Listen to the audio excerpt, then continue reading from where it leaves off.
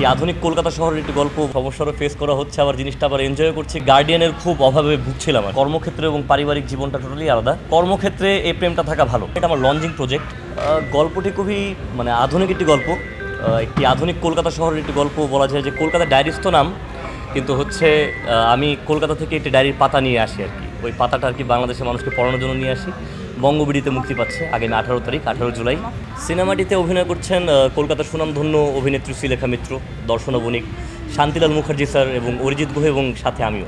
এটা নিয়ে আসলে অনেক সমস্যারও ফেস করা হচ্ছে, আবার জিনিসটা আবার এনজয় করছি। কারণ হচ্ছে তার সাথে আমার সম্পর্কটা আসলে একটি ভালো মানুষের সাথে একটি ভালো মানুষের যে সম্পর্কটা হয় আর কি।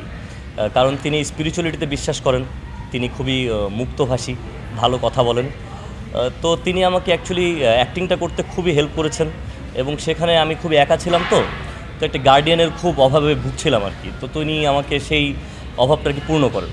তো এখন হয়তো বা তার আমার ছবি বা অন্য কোনো কিছু দেখে এটা গুঞ্জন হতে পারে, কিন্তু আসলে যেটা সত্য কথা যে তার আমার কানেক্টিভিটিটা খুবই পরিষ্কার পরিচ্ছন্ন, এবং কর্মক্ষেত্রে আমরা খুবই একসাথে খুব ভালোভাবে কাজ করতে পছন্দ করি, এবং কোনো সমস্যা হয় না আর কি। এই ধরনের ঘটনা বিব্রত এখন করছে, আগে করছিল না। কিন্তু বিব্রত করার কোনো প্রশ্ন ওঠে না, কারণ কর্মক্ষেত্রে এবং পারিবারিক জীবনটা টোটালি আলাদা। কর্মক্ষেত্রে এই প্রেমটা থাকা ভালো আমি মনে করি, তাহলে আমার অভিনয়ের জায়গাটা আরও পরিস্ফুটিত হবে, এবং হয়েছে যদি আমি বলি এই কথাটা। তো এটা এখন আর বিব্রত করছে না, বরং তারা আমার বন্ধুত্ব এখনও খুবই ভালো এবং অটল। আশা করি আমরা সামনে আরও ভালো ভালো কাজ করব। এই কাজটি আমার প্রথম কাজ বললে হ্যাঁ, তাও বলতে পারি। এটা আমার লঞ্চিং প্রজেক্ট। এর আগে কিছুদিন আগে শিরোনামিনের একটি মিউজিক ভিডিওতে আমি কাজ করেছি, জানে না কেউ। এর আগে আরও একটি সিঙ্গেল নাটক তো অনেক দিন যাবতই করছিলাম, কম বেশি টুকটাক। কিন্তু এটি বলতে পারেন যে আমার পরিচিতি যদি আমি পাই টুকটাক, তাহলে এটা আমার প্রথম প্রজেক্টই, লঞ্চিং প্রজেক্ট। অলরেডি তো সিনেমা শুরু করে দিয়েছি একটা। এখন ওই ব্যাপারে কিছু বলতে পারছি না, কারণ প্রডিউসার বা ডিরেক্টরের সাথে আমার আলাপ আলোচনা হয়নি।